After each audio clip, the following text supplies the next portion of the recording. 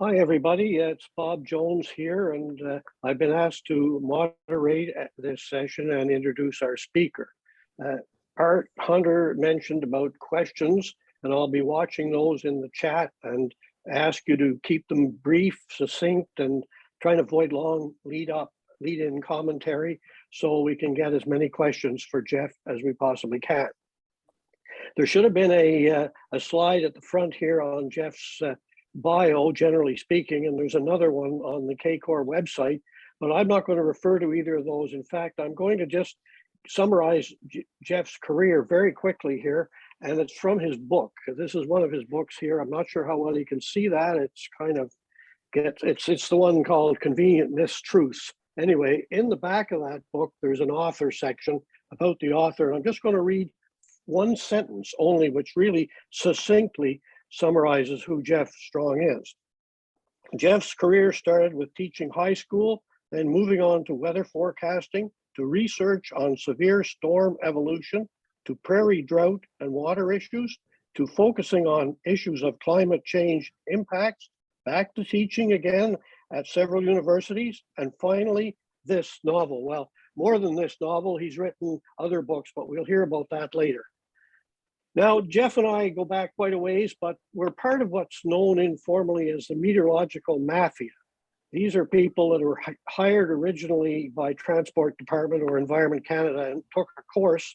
It's nice too, we got paid for the course, and came out as meteorologists or researchers or managers or whatever, but we all started in this. And in fact, we're trying to infiltrate CACOR a little bit. We have Bill Pugsley is another one, Ray Desjardins, and possibly near relatives Anne McMillan and John Hollins. So we're making slow inroads here because, of course, the climate change issue matters to all of us. Another thing, Geoff and I were both posted to the same air base, the very same place, 4 years apart. This was Shearwater, Nova Scotia, the big RCN station there, and I'm going to say Geoff did his forecasting there, as did I. And going back and forth to the base, there was in those days a gigantic Esso refinery, and you couldn't get into the base without passing this refinery. And I can tell you, the stink from that refinery was so strong in certain wind directions that this refinery served all the Maritimes and all the ships at sea. So it was big. And I think Geoff may have had the same experience I had, and he may have developed already a very early, shall we say, dislike or unhappiness with the fossil fuel industry. I'm not going to say too much more. Geoff continued his climate. At the end, he ended up being a climate researcher at U of A, where he got his PhD, and he's started writing books. And his goal is just very similar to CACOR, and this is why we kind of nominated him, because his goal is to translate the now solid climate science so it can be understood by civilians and politicians. And that is part of his main role today in writing these books. So without any further ado, because I want to leave lots of room here for the talk and the Q&As, which I know are going to be quite exciting, I think. We'll turn it right over to Geoff now. Okay, thank you, Bob, for your kind introduction. Well, most of us noticed this IPCC interim report in early August last year of a code red warning for the climate. And it received some headline news for a day or two, but then people forgot about it. But along with the warning was the additional note, generally not reported by news media, that climate change has become widespread, rapid, and intensifying, and some trends are now irreversible, at least during the present time frame. The IPCC was suggesting for the first time, without stating it, that a tipping point in the climate was actually possible, beyond which humans risk a runaway climate. I guess this pushed the doomsday clock forward to near midnight. Well, I've been giving invited talks like this on climate change for the last 20 years. And usually I start with talking about the causes of climate change, that is, including Earth's heat balance and natural versus anthropogenic carbon emissions. But given that this CACOR group is somewhat more sophisticated, I'll skip over the causes, since most of you are familiar with the fact that climate change is due to carbon emissions. The sources of most emissions are from mid-latitude industrial countries, such as this Fort McMurray shown here, or the huge industrial sources in northeast China, for example. And yet, until very recently, like last summer, the impacts were barely noticeable to most of the public in these mid-latitudes. The most obvious impacts are in the far north, where warming has been and still is maximum. So we observe ice cover from both land and ocean that have been reduced by 50% or more now. Concern is that both Greenland and Antarctic ice sheets are now in irreversible melting decline.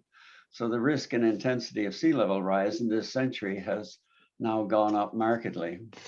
Now, most people don't consider the tropics and subtropics at much risk from global warming, but let's terminate that bubble here right now. Now, for many years, even before I got into climate change, I was doing volunteer work for the Anglican Church international aid group called the Primates World Relief and Development Fund. And I discovered very early that 90 to 95% of our funds go to the subtropics. And so in 2017, I had an opportunity to go to Africa with PWRDF, and I saw firsthand some of the horrors there, like children malnourished and dying children like this in their mother's arms. And that's a real heartbreaker. And I'm gonna push away from that. So what I discovered when I got into climate change was that the impacts of climate change were more severe in the subtropics than anywhere else in terms of the impact on people. Millions of people have died from drought and famine, for example, in the last 30 years. So my goals for this presentation are as follows: to expose a number of myths concerning our climate crisis, expose the futility of and deceptions in our present federal climate plan, which is called, at least the public version, A Healthy Environment and a Healthy Economy, released in December of 2020. I don't mind criticizing the government, you see. Other climate scientists who work for them got to be careful about that, I guess. So the futility is of carbon sequestration methods proposed for offsetting carbon emissions in the short term. And I'm certainly coming back to that one here in a bit. The deceptions, one is inherent in the actual title, net zero carbon emissions by 2050, which most countries have adopted by COP26 last November. I want to, before we've done, to explain the importance of positive feedbacks on the climate and this climate tipping point that I alluded to earlier. The discussion, well, I'm sure you people will carry that away, but I would hope that one or two of you might come up with some ideas of how to persuade our federal government to end subsidies to fossil fuels and provide incentives instead for renewable energy projects while mandating some real emission reductions. But if we get into renewable energy in a hurry, we don't have to worry about this. It will replace it anyway, because there really are no other options. So some climate crisis myths to start. One is that the climate crisis is overstated, is alarmist. In actual fact, the IPCC reports in the past have been understated and tend to be conservative. And there's a reason for that, because most of the reports have to be vetted by the member countries. And there's something like 190 of them. And of course, if you're a fossil fuel country, you're going to be careful about that one. That planting millions of trees will offset carbon emissions while also drawing down atmospheric carbon dioxide, a myth. That direct atmospheric carbon capture, DAC, will significantly offset carbon emissions, another myth. That carbon capture and storage in industrial sources, CCS, can significantly curtail carbon emissions. Not so much a myth, but it's nowhere near the stage that we need it yet. Now, most of the energy people that are operating these test facilities so far refer to it as CCUS, carbon capture and utilization and storage. And you got to be careful of that word utilization. In other words, they're turning around with the carbon dioxide they take out and making more fuel out of it. So there's no net change in emissions. This is one that bothers me sometimes. Agricultural methods are a significant source of carbon emissions. I've seen people writing ridiculous reports saying that as much as 80% of emissions are due to agriculture. That's total nonsense. And around the globe, it's less than 10% overall. And this one, that youth should stay in school, stop all climate rallies, and allow global leaders to do their job fighting climate change. Well, we'll see how global leaders have done their job. And that net zero emissions by 2050 is interpreted by many as going carbon neutral by 2050. And it doesn't mean anything of the sort. So these climate plans are really a blatant form of greenwashing, whether or not it's deliberate or not, that's what they are. Net zero refers to a balance between the amount of greenhouse gases emitted and the amount removed from the atmosphere after a given baseline year. And for Canada, the baseline year they chose is 2008, when our emissions were maximum at 740 million tons or megatons. So all of these are untrue, basically. And I'd rather see net zero emissions change to near zero emissions. At least then there's no confusion about what you mean. Okay, occasionally, many mornings after I've read my email, I'll go and look at a few online newspaper headlines. And this one caught my attention last May. Not so much the headline, but the sign that this young lady is holding. Why am I studying for a future I won't have?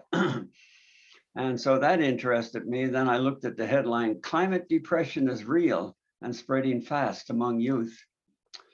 And it was a psychologist global survey of about 10,000 young people aged 16 to 25. Now, I remember my late teens well. I went to university first when I was 16. I was out teaching high school when I was 20. And so I remember that I never had any of these feelings. 77% said the future is frightening. 68% said they feel sad. 63% felt anxious, and 39% said they feel hesitant to have children. I had none of those feelings. In fact, I met my present wife when I was 18, and we talked about having children, and we certainly didn't feel hesitant about it. We have three daughters, 7 grandkids, and now we have 2 great grandkids. And I certainly didn't think the future was frightening, even though at that time, 1961, they were talking about possible nuclear war between Russia and the US. And of course, that would involve the whole world, but we didn't worry about it. Then this morning, I saw a CTV report, which said that a third of, I can't see my screen here, you probably can see it, a third of younger people are seeking mental health treatment during COVID-19. So similar to the climate. So why are we worrying young people with all of these things today, when I'm sure none of you had any of those feelings as well, or most of you didn't. So global carbon dioxide emissions, this is the whole globe, raised from near zero in 1900 up to, by the time of 1995, which was COP1 meeting in Berlin, we were up to 23 gigatons a year. And by the last COP meeting last November, we were up to 36 gigatons. And I just want to remind people that global warming today is, how do I get rid of that top part of my screen? I can't read my own slide. But I have another screen here. As a result of emissions over the past 50 to 100 years, and if all emissions ended today, in other words, if it were possible to drop those down to zero, the global climate would continue to warm for many decades, albeit at a slower rate, because of the residency time of carbon dioxide in the atmosphere. And so warming today is not due to the carbon emissions of last year, it's over the last 100 years. And of course, this leads to the atmospheric carbon dioxide as measured at Mauna Loa Observatory. This was started by a very up and coming climate scientist back in the late 1950s. He set up at Mauna Loa Observatory, which is over 4,000 meters above sea level, and started measuring carbon dioxide. They tried to shut him down a number of times, the government, but he always found donated money to keep it going. Thankfully, he's passed on now, but I believe his son is now in charge of that. The thing about it is that emissions, while since the COP meetings started in 1995, emissions have increased by almost 60%, whereas atmospheric carbon dioxide has increased by 15%. Now you might notice right away, well, why isn't this as large as that number? Well, most carbon emissions are actually eventually absorbed by vegetation or by the oceans. But even so, there's still an excess that stays in the atmosphere. Nature just can't handle it anymore, all of it. Now these numbers, global emissions, depend on the honesty of governments and industry reporting it. And I have some reservations about that. But these numbers over here, nature does not lie. And these numbers are vetted by thousands of climate scientists all over the world, including myself. I do weather observations every morning. I report on an international network. And one of the things I also look up is the level of, just trying to move my thing here so I can. Sorry. Okay, so where am I? I got thrown off there. So when people say stop all the youth protests and let global leaders decide on how to fight the climate crisis, I think Greta Thunberg's blah, blah, blah is appropriate there, because you can see they haven't done anything in those years. Nothing that's really very positive in terms of suppressing emissions. And if emissions stayed at or below 36 gigatons, supposing this trace went right straight across here till 2050, industry could then claim success at maintaining net zero emissions. It didn't change. So it's better to have an unconfusing near zero emissions. And that's all part and parcel of this whole thing, that incidentally, the term net zero emissions was coined by the fossil fuel industry in the 90s, and they succeeded in selling it to most countries around the world. And you won't hear you never hear the fossil fuel industry complaining about climate plans, because it's right up their alley. Here are the temperature anomalies since 1880, and the anomaly is with respect to 1951 to 1980 average, so this average in here. So the zero means that a number here on this line is zero with respect to the average. Notice in 2015, we hit a record, sorry about that. It was the warmest year on record. And since then, each of the succeeding 7 years have also been warmer than anything else before 2015. So we have the 8 consecutive warmest years on record, which is phenomenal. Now, the IPCC talks about holding warming to 1.1 degree. And what they use is from here up to here somewhere is about 1.1 degrees. But I always think of Henry Ford, who brought in his Model T back in around 1910, give or take a couple of years. And around the same time, he also developed mass production, assembly line production of these. So it allowed any middle income person in the world to buy a motor vehicle after a few years. And of course, the incidence of those on the highway went up exponentially, as did emissions and as did the temperature trend. So I like to look at the time around the Model T Ford in here. Then when we were, for a while, minus 0.5 degrees below the normal. And to today, we were already up here, I've estimated at 1.2 degrees. So we're well over the 1.5 degrees that they talk about holding it to. It's not possible to hold it to 1.5 degrees. We've already exceeded it. So next they'll say, let's try to hold it to 2 degrees warming. And that 2 degrees Celsius becomes very important. We'll see later. So if you didn't think that global warming has had any impacts in Canada or in the mid-latitudes to date, then that was all dispelled last year when we saw the Lytton, BC wildfire and Merritt floods later in November. Not only Merritt, but of course Abbotsford and a number of other BC communities that virtually destroyed those towns. And the 3 days before Merritt's wildfire, did I say flood? Wildfire. They broke the all-time records for Canada set in 1937 in Saskatchewan of 45 degrees and broke it by as much as almost 5 degrees Celsius on the last day, on the 29th. So it's not much wonder that there was the wildfire the following day on the 30th of June.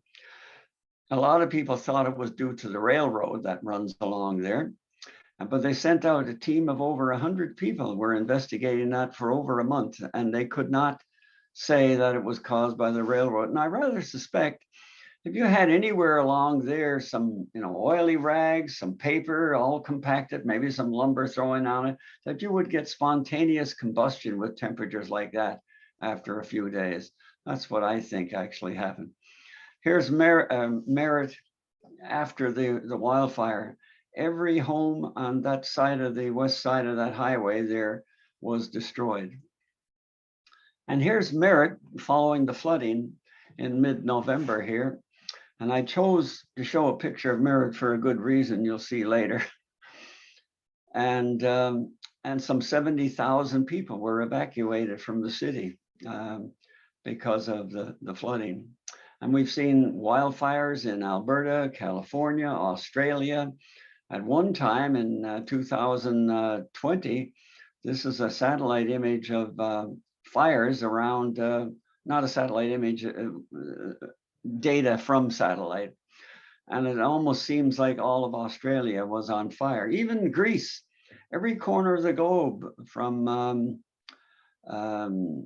even the Arctic region, Northwest Territories, we had wildfires, and peat bogs in Siberia were on fire. So, and all of this results directly or indirectly from global warming. It's true that any one of these fires down here, by the way, can you see my cursor, Bob, or somebody? Yes, we can see your cursor. Okay, good. So, I mean, it's true that any one of those fires could have been started by a careless camper or anything, but the conditions for it were set up from global warming. This is US and Canadian carbon emissions. And the carbon emissions refer mainly to carbon dioxide emitted from burning fossil fuels, oil, gas, coal, but also wood or plastics is included in that, even though they weren't fossilized. So for example, the US shows transportation causing 29% of their emissions. They have a higher density of population and vehicles than we do in Canada, 23%. But these pies, to me, make it appear that industry is less responsible for emissions. Now, I might be cynical, but I think that's quite deliberate that they do that. So for example, in Canada, they're showing that industrial emissions at only 11%. But let's face it, the oil and gas is part of industry. Most electricity generation is part of industry, waste disposal, and even a large part of the building emissions. So in effect, industry is responsible for over 50% of the total. And the reason they do that is because I've seen some people, industry experts in particular, saying it's time that the general population got their affairs in motion and started following, stopping their emissions, lowering their carbon footprint because of the 23% you see, the maximum. but that takes it right out of context. One problem is how emissions, as I mentioned earlier, are estimated by different countries and different industries too. Okay, so I want to look at the sources and sinks of emissions. And I want to emphasize that the climate crisis is due to existing atmospheric carbon dioxide, which day before yesterday, anyway, it reached 420 parts per million. I think it's back down to 419 today, but that doesn't include methane and nitrous oxide and other trace greenhouse gases. And this is the figure that governments in their climate plans, they tend to ignore. Global emissions in 2021 were 36 gigatons. That's 36 billion metric tons. And a metric ton is very similar to an English ton.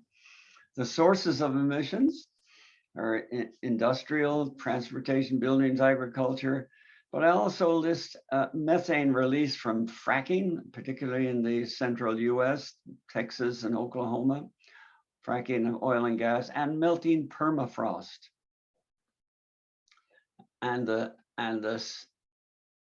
I also mentioned positive feedbacks on the climate, which is not a source of emissions, but is certainly a source of extra global warming, we'll find out. The sinks, I list them as either being from mitigation or from sequestration, either natural or technological. And the mitigation ones are fairly obvious. A rapid reduction of emissions would cause a sink. Renewable energy, wind, solar, tidal, that sort of thing. And of course, electric vehicles and the carbon tax will account for some of that as well. Natural sequestration, this is the one that too many countries are counting on, planting millions of trees, and it will not do anything, as we'll see. And then the technological sequestration, DAC and CCS. Unfortunately, energy industries testing these two all intend to use the captured carbon dioxide to make more fuel. So that means no net reduction of emissions. And government needs to try and take charge of that in some way by setting some conditions. So planting millions of trees. Usually what they plant are seedlings like this, right? How many years before it reaches maturity? That little seedling is not going to sequester any measurable carbon in the next 5 to 10 years. In tropical climates, trees can reach full maturity in 10 to 20 years. I've seen some statements saying that they take longer to reach maturity, and I'm not sure what kind of trees they're talking about, but I do know the boreal forest trees, they take 50 to 100 years to reach maturity. And then climate plans don't account for the trees that disappear through harvesting. Canada lost over 44 million hectares of tree cover between 2001 and 2020, including old growth trees. And it's kind of disgusting to see a truck like this headed up the highway towards Nanaimo, where it's going to be shipped to China for a mere pittance, when it was much more valuable left in the ground. Okay, so I emphasize this again, annual global emissions. A mature tree, you can look these numbers up yourself, absorbs less than 50 pounds of carbon dioxide per tree, depending on the type of tree, of course, and the condition it's growing under, but these are average. So that works out to about 0.07 metric tons of carbon dioxide. The number of mature trees required then to, if you wanted them to absorb all of the global carbon dioxide, you divide that number by 0.07 and you get 515 trillion mature trees, or 5 trillion trees to absorb 1%. Well, those numbers become a lot more obvious and more sober when you realize the present number of trees on Earth is only about 3 trillion. And that's estimates from satellite images. So to say you're going to use planting trees to suppress current carbon emissions is a pile of blah, blah, blah. We look at direct air capture, and the facility that's most often observe or quoted is the Orca system in Iceland. This is somewhere just a little bit east of Reykjavik. And here is a picture of the facility here. I'm going to try, I hope this doesn't destroy all the work we did setting this up. See if this works. Okay, so here's a video, supposed to be, of the Orca facility. And I just wanted to point out, you'll see off to the right of it, here coming up, there's the facility. There's lots of heat generated in Iceland, needless to say. So they use the heat from these underground sources to power this thing. And of course, that's the reason they use it. Okay, we're still alive, thankfully. So they claim that this captures 4,000 tons of carbon per year, this facility, which on the face of it seems impressive. There's a similar facility in Southeast Saskatchewan, which they claim gets stores or captures 5,500 tons per year, but I happen to know they pipe it off to the nearby gas facility and put it back in as fuel and burn it off again. So it does nothing for emissions.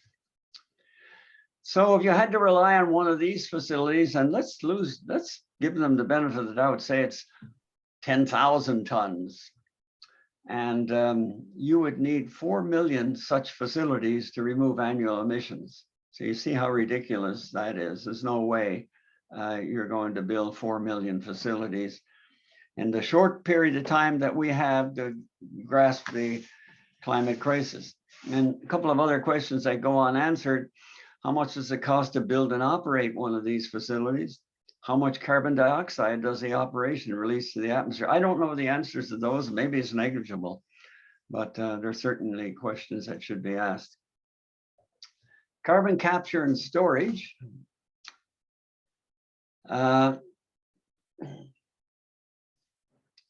The most successful one is probably the Sleipner carbon dioxide storage facility offshore Norway. It's actually halfway between Norway and the UK in the North Sea. And they say it can capture almost 1 million tons per year, which is a significant number. This one in Kansas supplies, and note the word supplies, 170,000 tons of CO2 per year, and they immediately make fuel out of it, burn it off again. So I don't know, what good is it doing this as far as suppressing emissions go. So once again, take the global emissions, and you see that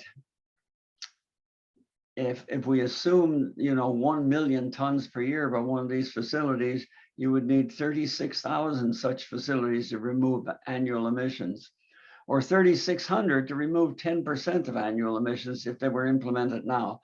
There's only 15 to 20 of these test facilities in the world so far.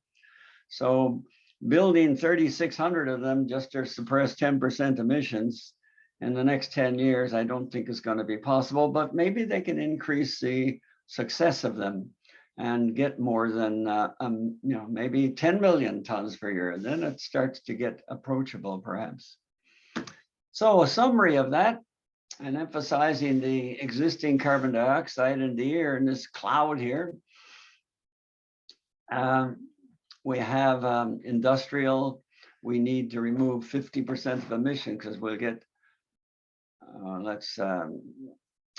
25% transportation, 12% buildings, and we reviewed those numbers before. So one, I didn't get a number for methane release from fracking and melting permafrost. We don't know exactly how important that is, but just a reminder that methane is 82 times more successful at global warming than carbon dioxide is. And the positive feedback for still to come to. But melting permafrost, which reminds me, we paused this discussion for a brief commercial message. My first novel, called Convenient Mistruths, published in 2017, where the characters and the events are fictional, and they're mostly a family.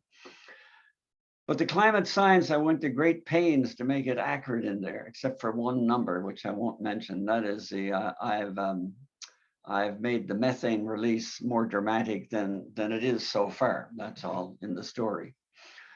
And I tried to make that so that I wasn't lecturing the reader, because you can't do that in a novel, lecture your reader. You'll lose them in a hurry, right? And I don't know how successful I was. That's up to the readers. Okay, the sinks. We can, with electric cars coming on stream now, and I noticed there in the past month, Chrysler Corporation has come out and said they're going full electric by 2028, which means the Ford and General Motors will probably follow suit soon, where they were saying 2035 before. So we should be able to get to 20% of that 25%. We should be able to remove 20% with electric vehicles by 2030, is my thought on that. We've already nixed planting millions of trees. It's far less than, much less than 1%. You can't even count it. And direct air capture and storage, taking it right out of the air and filtering it, is much less than 1%. And this one still has some possibilities. So I'll say just less than 1% at present, which means that between renewable energy replacing emissions and a rapid reduction in emissions, we need 70% out of those. And then there's another 20% here that between these and carbon capture and storage. So I want to critique Canada's climate plan. I wrote a letter to Prime Minister Trudeau in last January, a year ago. I sent a special delivery to the PMO, but I also emailed copies to all MPs except Conservatives. I figure that's a waste of time given what they say about climate change. So I didn't bother. And my question, or one of my questions to Trudeau, was, how do you hope to achieve zero emissions by 2050? And I deliberately left out the prefix net. And the reply, I never did get a reply from the PMO, but Environment Minister Wilkinson, almost 3 months later, replied, and he said, and I quote, excess emissions would be offset by tree planting and direct carbon capture. In other words, through sequestration actions that I've already nixed, and I think you can see yourself that it won't do any good. So either no one there did the math, or they were being deliberately deceptive, or they simply didn't care. And in my own cynical mind, I think it's probably a combination of all three. You can see what confidence I have in our government. Net zero by 2050 is a very dangerous illusion. It was devised by the fossil fuel industry in the 90s, and it's supported by most large corporations whose interest is in profit taking, and by governments too weak to defy the fossil fuel industry. This came out recently. Mark Carney, the ex-governor of the Bank of England, also of the Bank of Canada, described a $600 billion Brookfield asset management portfolio as carbon neutral, despite investments in fossil fuels. And he gave us the reason we're net zero is that we have this enormous renewables business. Same thing that governments are relying on, sequestration, which is total nonsense. And we have to stop that. To salvage our climate and to save humanity, globally, we need to achieve at least a 50% reduction in carbon emissions by 2030. And 80 to 90% by 2050. Electrification of transportation will account for 20%. Renewable energy could account for a large proportion of the remaining 60 to 70%. But it's not going to happen unless we have, some help from governments to help those developing it, to encourage them to get more online by 2030.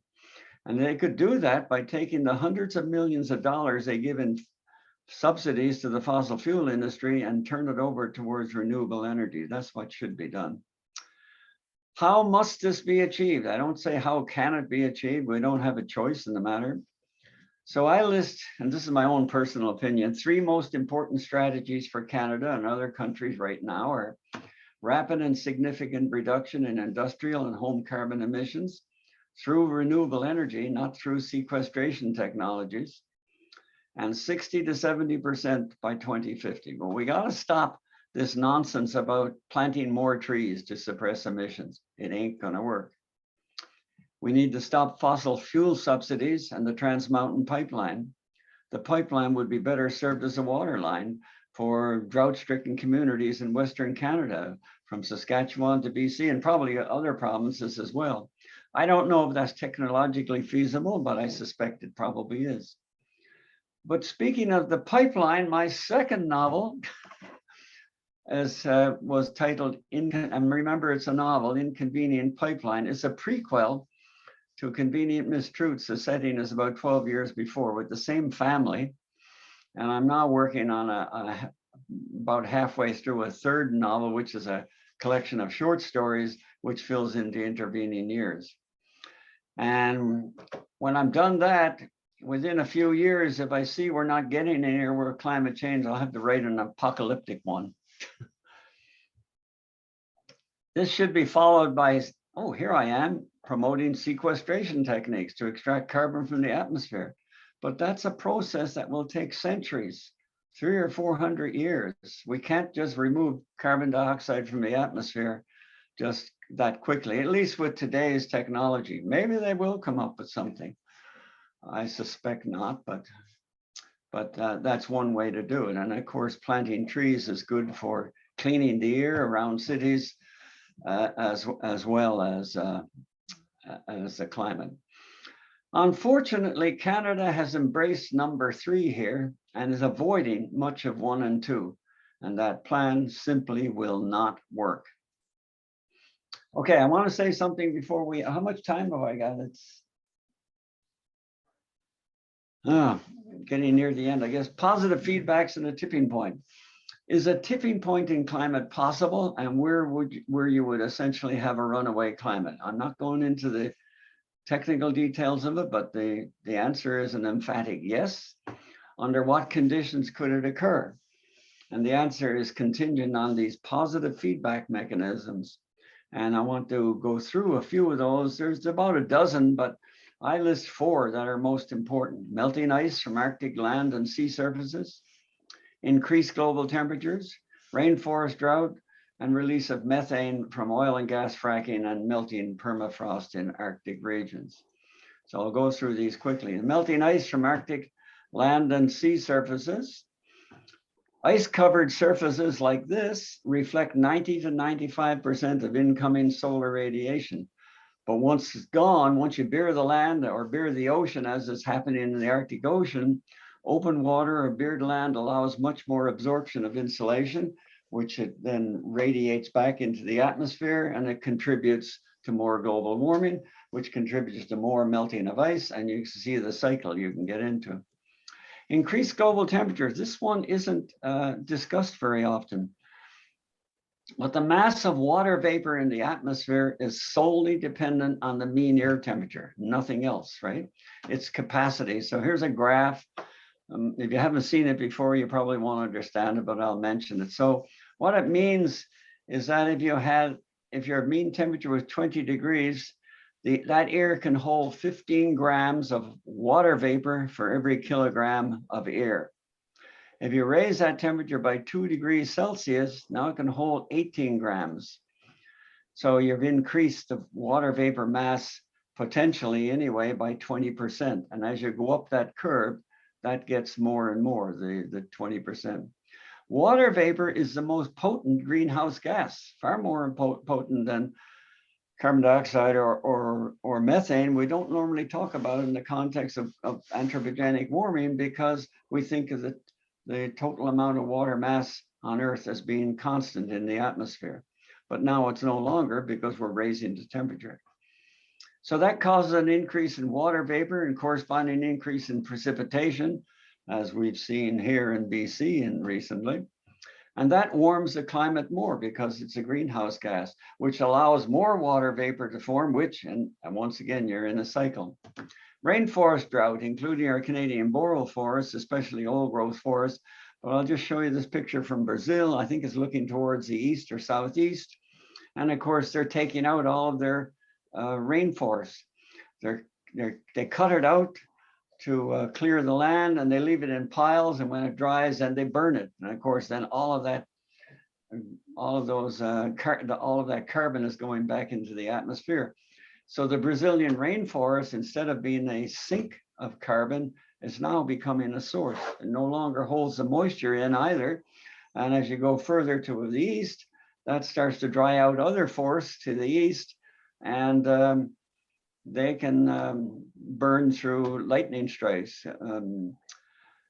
Thunderstorms over the Amazon are absolutely spectacular, as they are in other tropical countries. And so lightning strikes can easily ignite dried out forests. And the Amazon contains more than 50% of global rainforest. It's rapidly being depleted. As this is a 2-day summary of fires detected by satellite. A large part of Brazil was on fire. This was 2019. The result, loss of carbon sink due to dying trees, increased potential for forest fires, and it releases more carbon dioxide into the atmosphere and causes an increase in global warming, which causes more drying out of the rainforest. And you see how the cycle starts repeating itself. One last one, my favorite one, release of methane from oil and gas fracking and melting permafrost in Arctic regions. We don't know what the potential of these peat bogs are, but in some areas of Siberia, anyway, they've gone down over 100 meters with peat bogs. And they've been there for tens of thousands, maybe hundreds of thousands or millions of years. Peat bogs decompose once they're exposed, releasing either carbon dioxide if they're dry or methane if they're wet. And methane is 82 times more potent greenhouse gas than carbon dioxide. Now, they normally don't talk much about methane. It is in the models, but they don't handle it real well because they say it's not that important because it doesn't stay. It has a much lower residence time in the atmosphere, something like 15 or 20 years. But take a note of this, that since 1800, carbon dioxide in the atmosphere has increased 45%, methane has increased by 200%. So there's something wrong with their reasoning there, and that's in that sense. But it has possible disastrous global warming potential. This is from a video. I took a still of it. There's a professor from University of Alaska. She's holding a flare, and her student's got a steel rod, and he's banging it down through the ice on a pond in the wintertime in Alaska.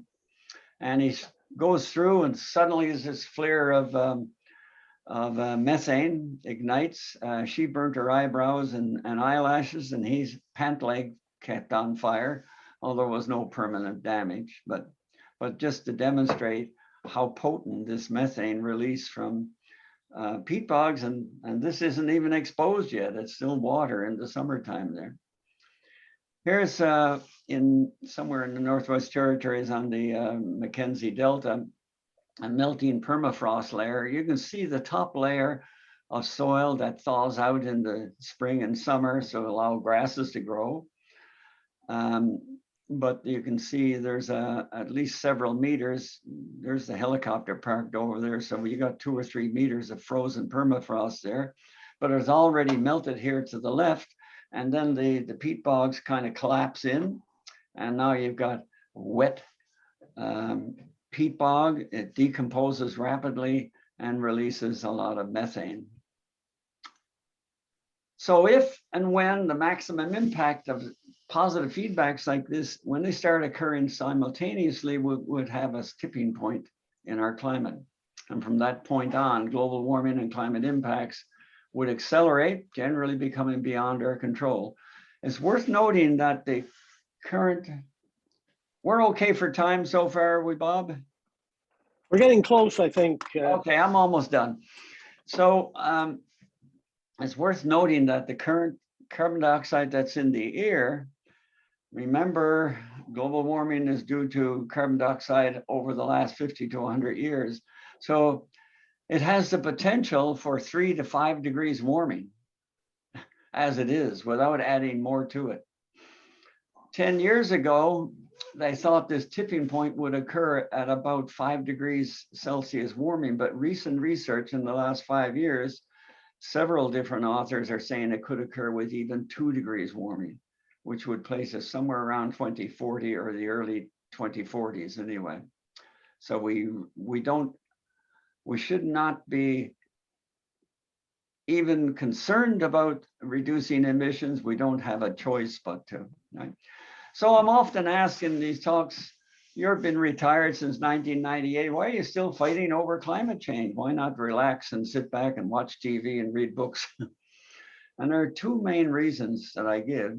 Number one, Canadian climate scientists have not been speaking out to the public about this. They write their publications and in journals, and the media and public never see those results. And I know it's because for government scientists, of course, you can't speak out against your own government's policy.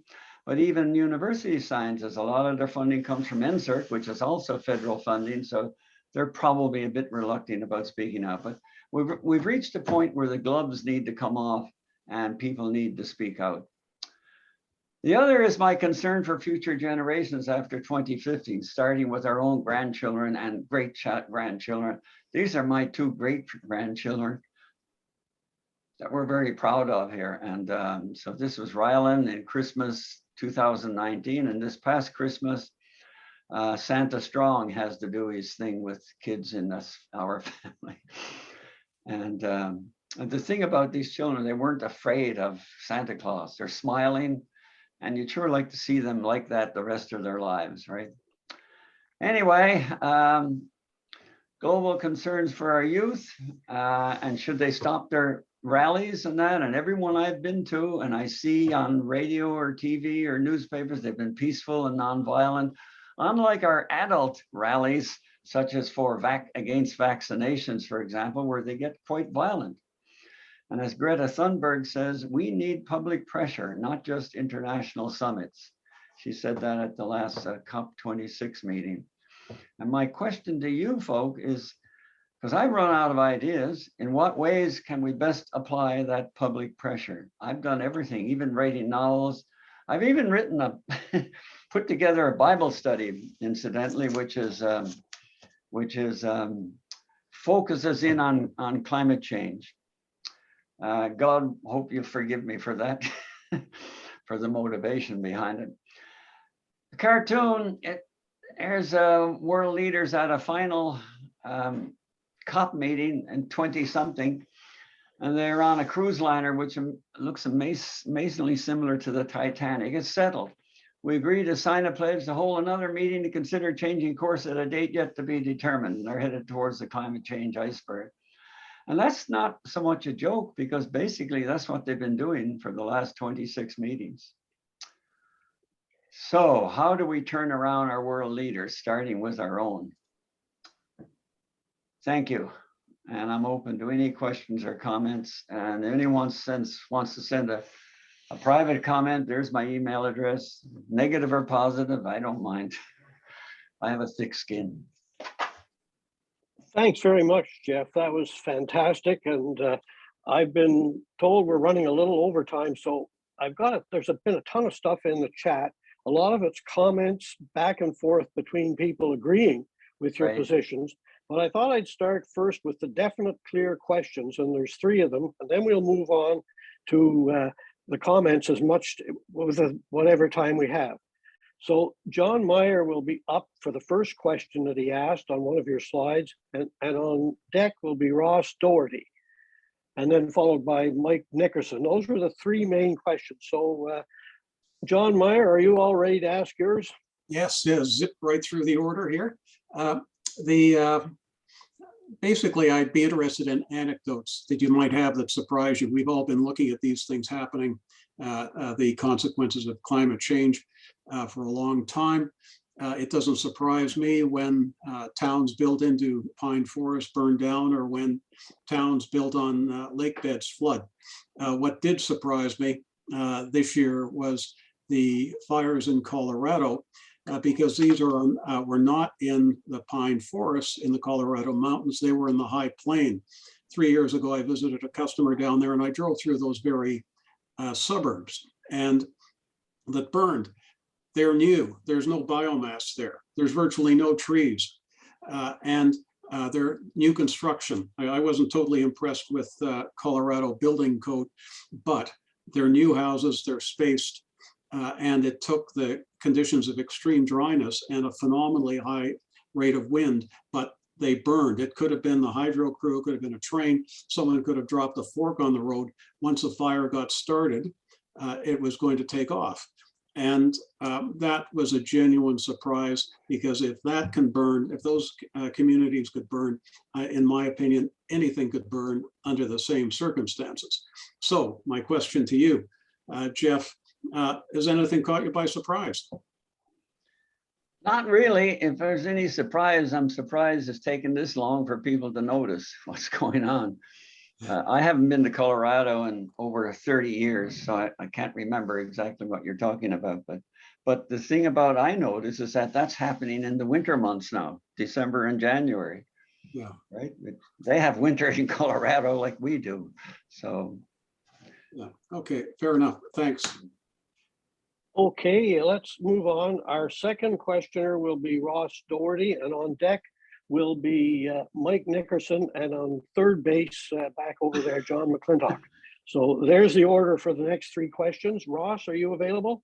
It's about fertilizing in the fields. Should I ask who's on first? I don't know. I haven't seen who yet. You are, Geoff. Yeah.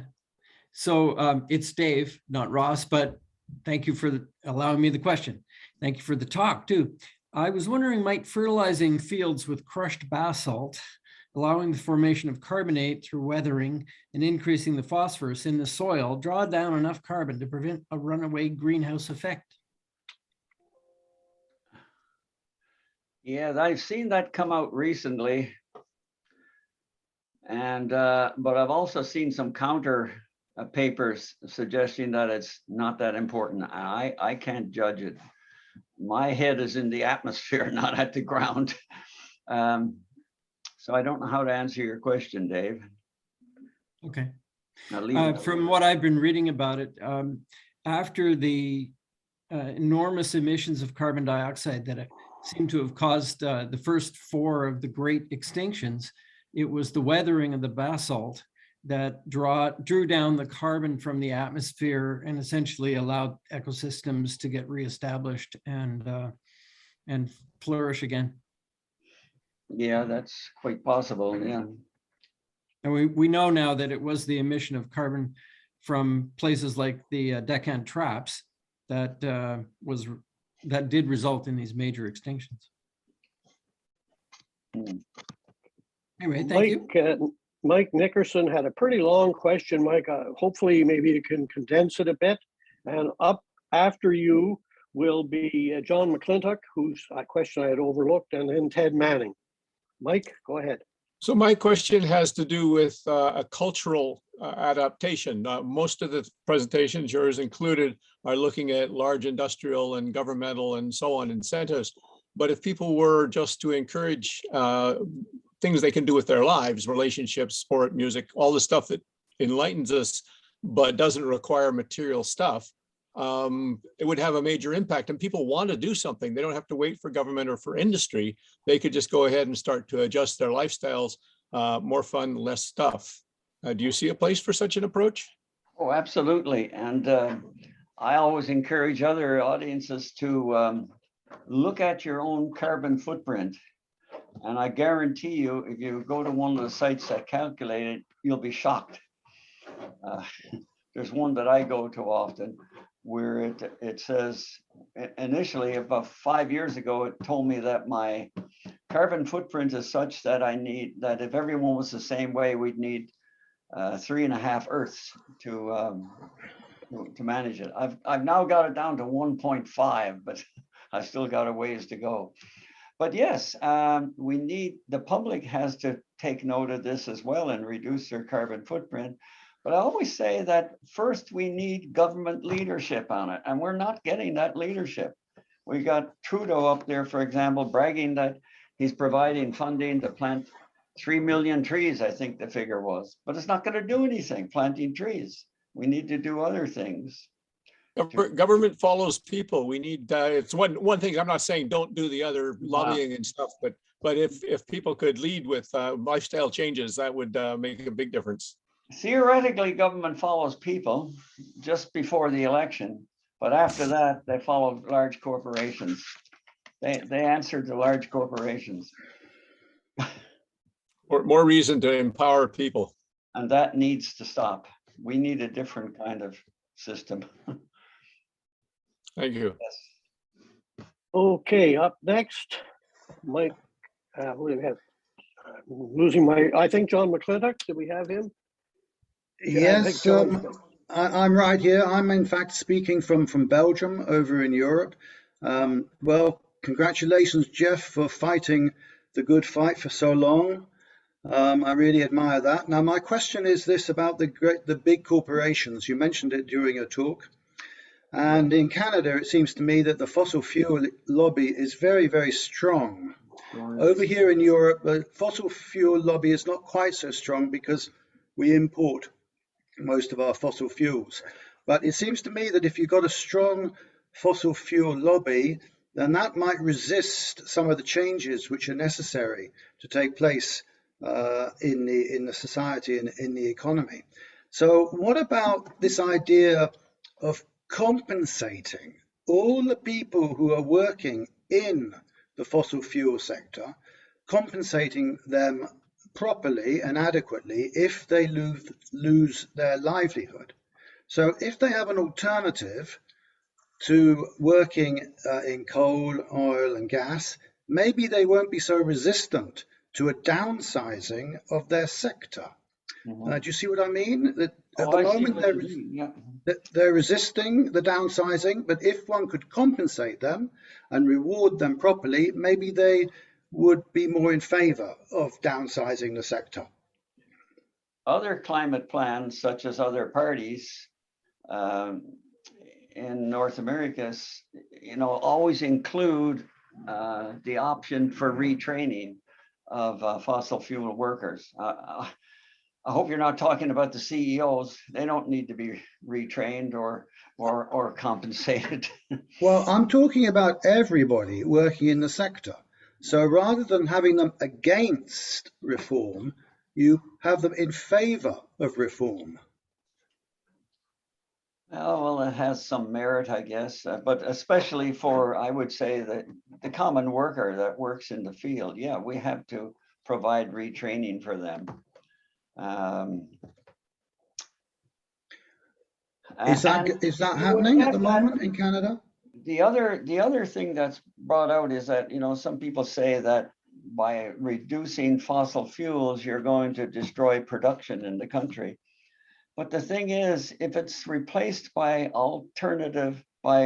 renewable energy sources, that's gonna coming on stream will demand all kinds of workers and expertise, right? So that would take care of a lot of that.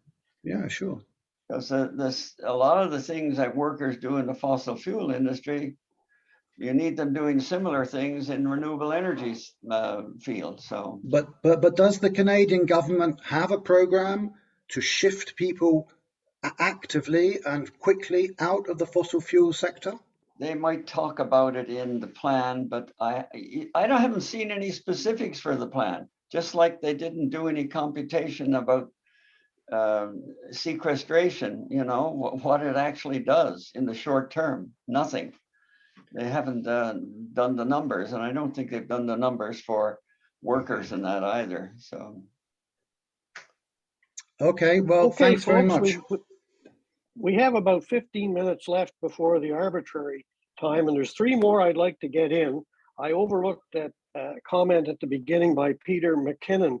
So if he's still listening, he has a question about ice sheets, whether they're irreversible or not, irreversible melt, and then followed by Peter, Ted Manning, and Bill Reese. I'd like to try and get those 3 in at the very least, and then if we still have time, there's a lot of people that made comments all through they're on the chat list, but I haven't talked to them yet.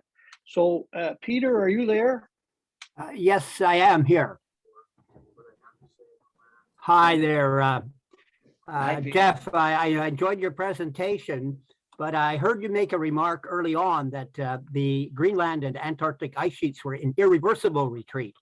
And I'd like to argue that I don't consider that they're in irreversible retreat.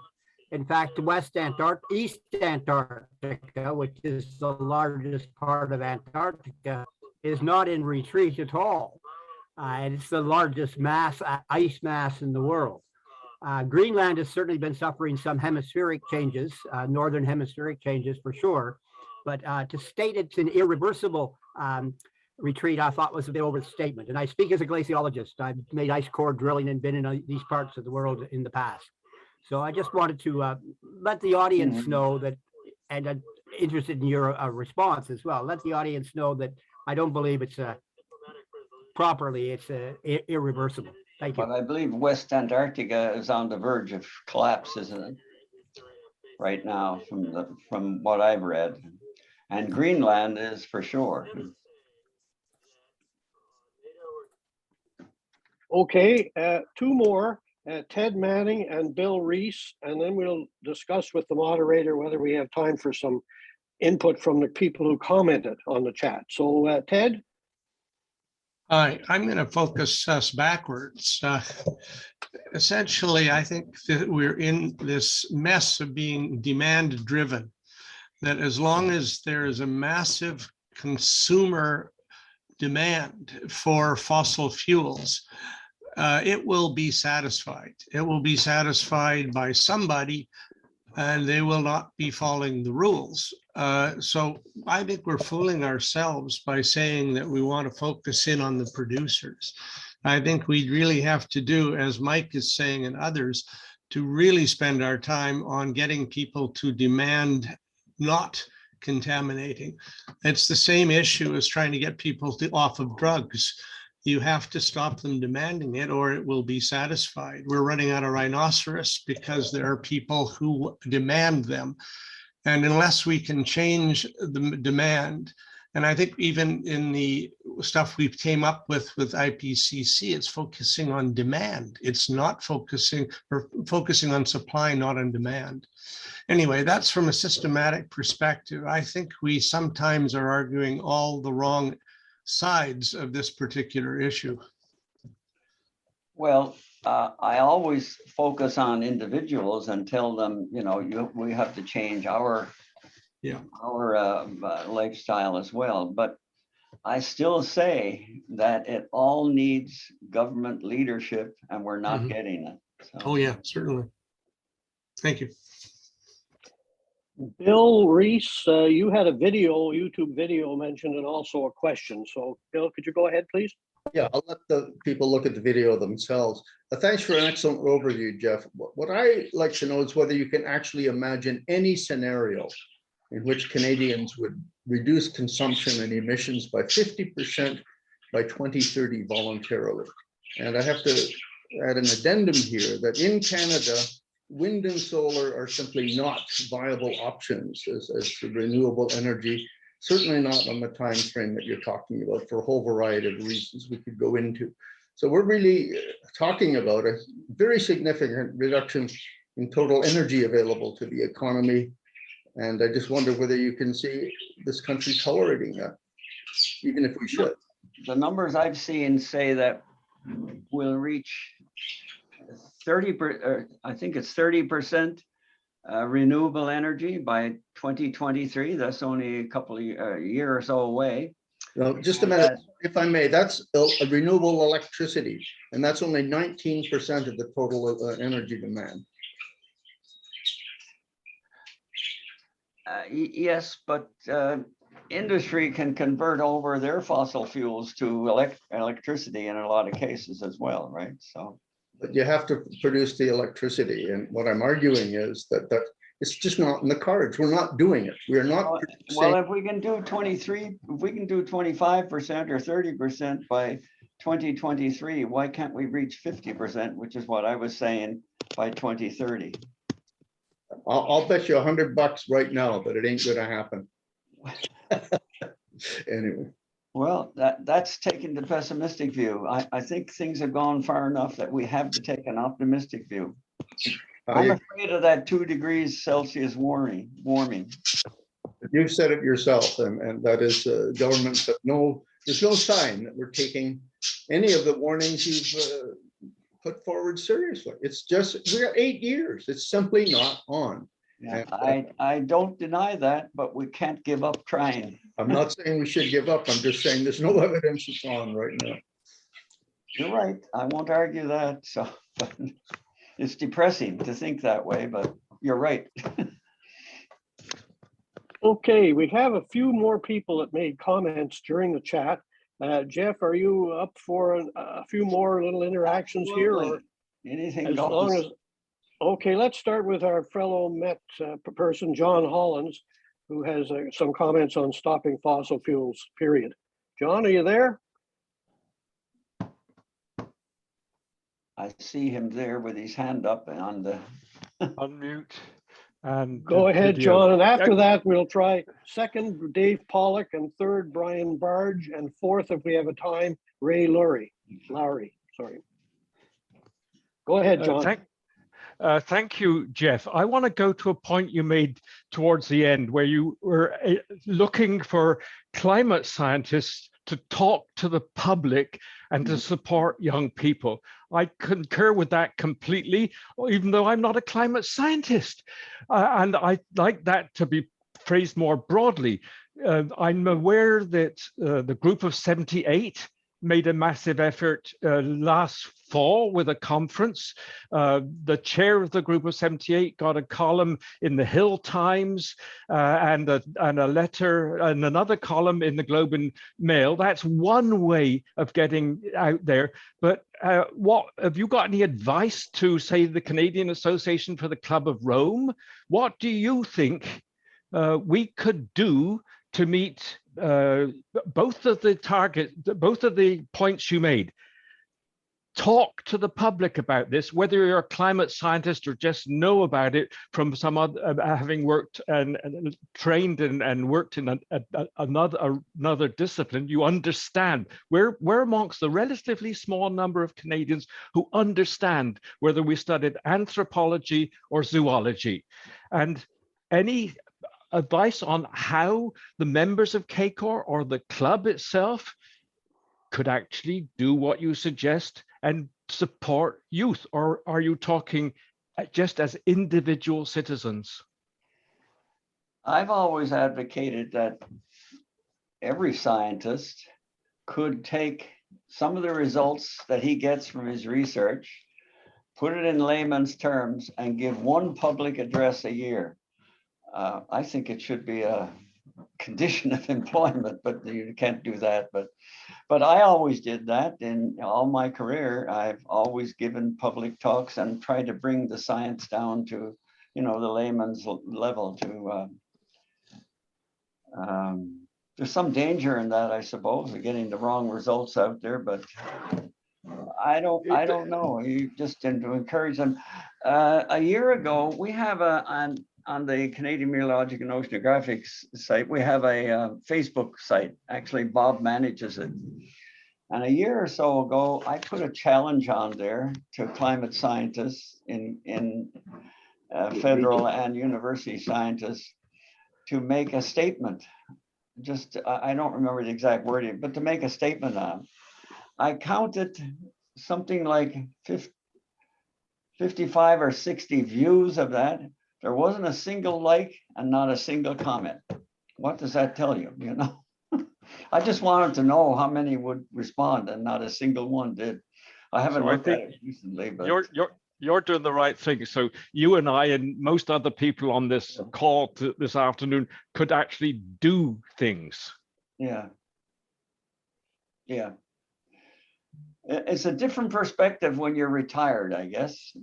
But like I said, a government employee has to be reluctant and very careful about making any statement about government policy, right? So, and I get that, I understand that, but like I said, I think the climate is in such a sad state that the gloves need to come off, and we all need to be speaking out. Okay, we have Dave Pollock next, Brian Barge on deck, and we'll finish off with Ray Lowry for the comments parts. And I think then we'll be at our our closing time, unless anybody's got anything really desperate to put in the chat now. Could you go ahead, Dave? Is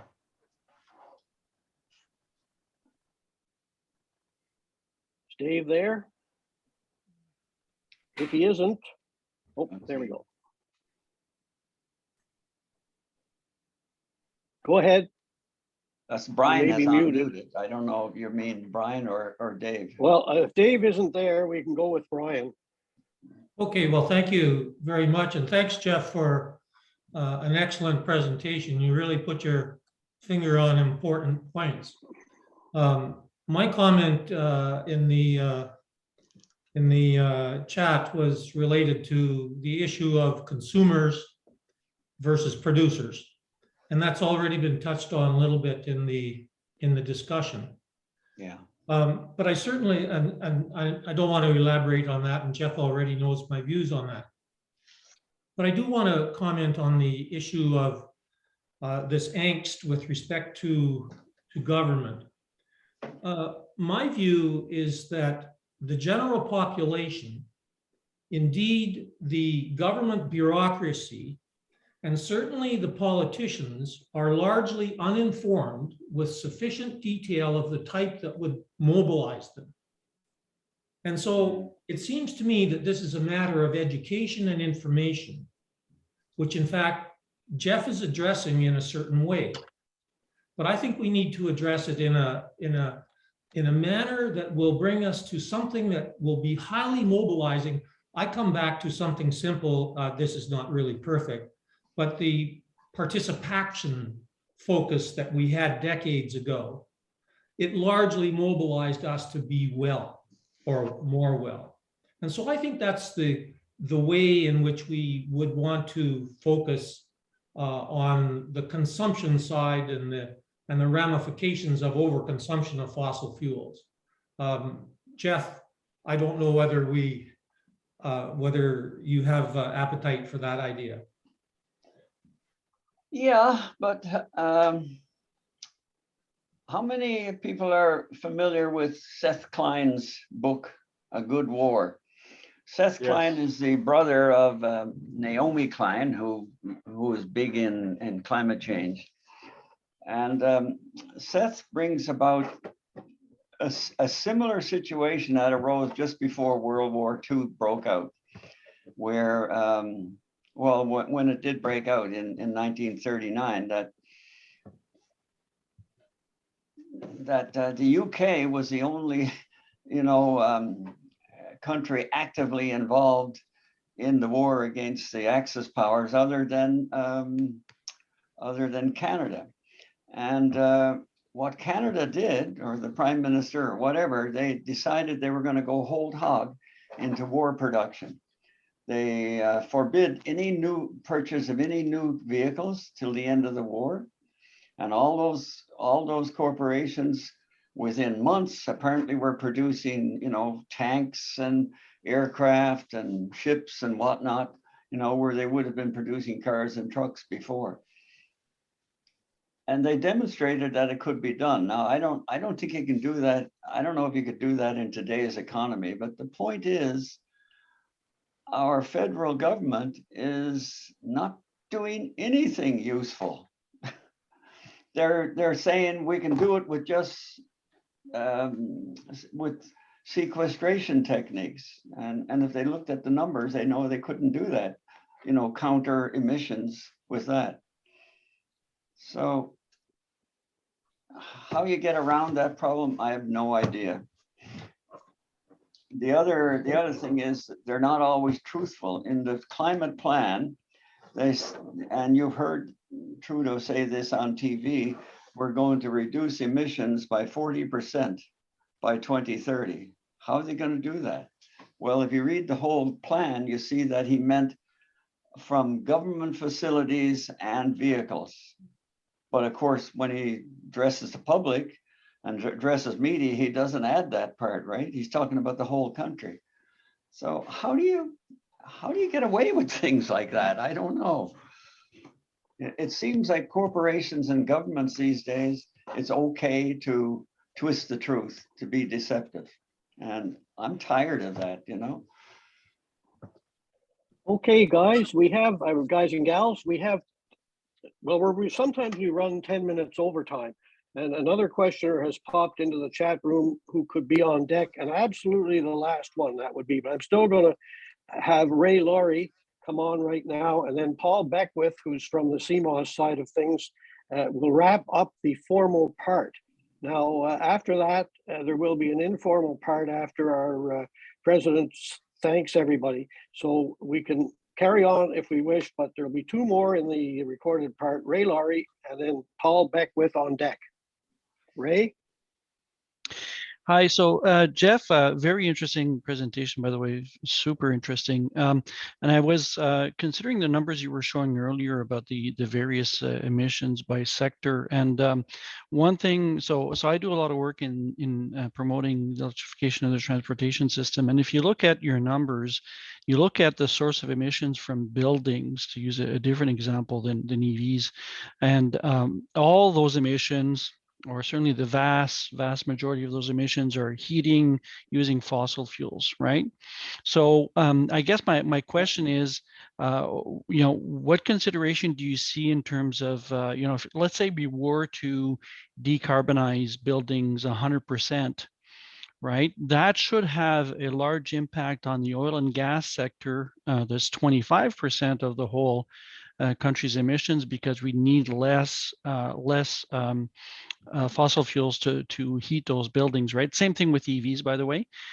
So what are your thoughts on that? And if you look at fracking and the fracking, it's the methane emissions from fracking for natural gas and for oil production. That's also methane emissions that count in terms of greenhouse gas emissions, but they're used by some other part of that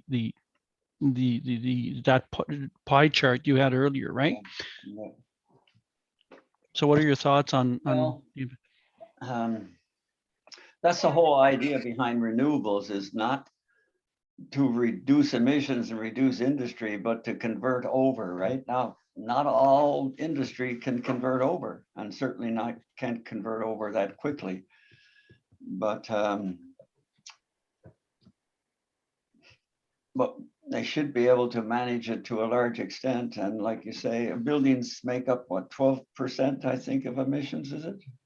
Somewhere, I think a bit more than that, but yeah, somewhere around, I think it was 15 you had, I'm not sure. I said 12% in Canada. Oh, okay. The US, they just say 11% residential and commercial, but yeah, so it's around 12%. But yeah, of course, by reducing the need for fossil fuels in that area, of course, it reduces it, I suppose, on the industry side, the oil and gas side as well. That's what you're getting at, isn't it? Yeah. And same with electric vehicles. As you said, the transportation sector will reduce emissions by 20%. Is what you were saying. Transportation is an obvious one. That, I mean, we are headed towards electric there, right? So yeah, so I don't know if they'll find some bad things about that eventually, probably, but that seems to be a done deal. And that could take care of 25 or 20 to 25% of our emissions right there. So yeah, but I guess my point is, if we count the production emissions from the oil and gas sector, if it was to reduce the need for oil and gas by 50%, that's another 13 or so % off the top that we could take away. So that's about a third of the emissions, right, of the country. Yeah. We're not going to get emissions down to zero. I mean, look around where you sit. About half of what you have around you is made of plastics, which requires fossil fuels, right? Or it does to date anyway. So, yeah, but it's not being burned. No, but it's being produced. I mean, so it'll be burned later, I guess. The last call will be for Paul Beckwith, and Paul, we're sort of running overtime here, so we can be good and concise with Geoff. I'm sure he'll give you great answers. Yeah, thank you for your talk, Geoff. You're trying to communicate science to the public via writing, your books and so on. I do it with my YouTube videos and among other things. Mm-hmm. One of the things that strikes me is the asymmetry of funding for different ideas. If you have an idea about pulling carbon out of the atmosphere or changing, reflectivity, albedo of certain regions of the earth to reflect away some sunlight. There's almost no funding available for those sort of things. Whereas if you organize, if you're just a citizen and you organize a truck rally across Canada to Ottawa, you Get can $5 raise million. $5 million on a GoFundMe in a matter of days. And they'll be arriving in Ottawa. Many of us here are from Ottawa. Go out to try to walk or to Parliament Hill on Saturday when they're supposed to arrive, and you'll see how ill-informed people are about vaccines, et cetera, et cetera. They have a lot of right-wing support and so on. And there's some people on their Facebook pages even calling for Canada's version of January 6th, what happened in the US. So, let's see what happens, but there's a huge asymmetry, very little money for doing the right things, for dealing, trying to address climate, and, pots of money for doing crazy That's why I things. suggested the federal government, from what I read, gives out hundreds of millions of dollars in subsidies to fossil fuels every year. Yeah. They need to stop that, but that money could be used to encourage development of renewables. And I guess it doesn't all have to go to corporate level, but you give it to where you have the best chance of developing it, I guess. So yeah, they promised to stop it in 2009. They promised to stop it, but Yeah, now it's all the big banks, the banks that you and I put our money. Trudeau said he would stop the Trans Mountain Pipeline too. So what did he do? He bought it. Exactly. So there you go. Anyway, Dave, thanks, Paul. And I'd like to turn it over now to Dave Doherty. I apologize for running overtime a bit, but Dave's wife usually comments here at the closing, but over to you, Dave.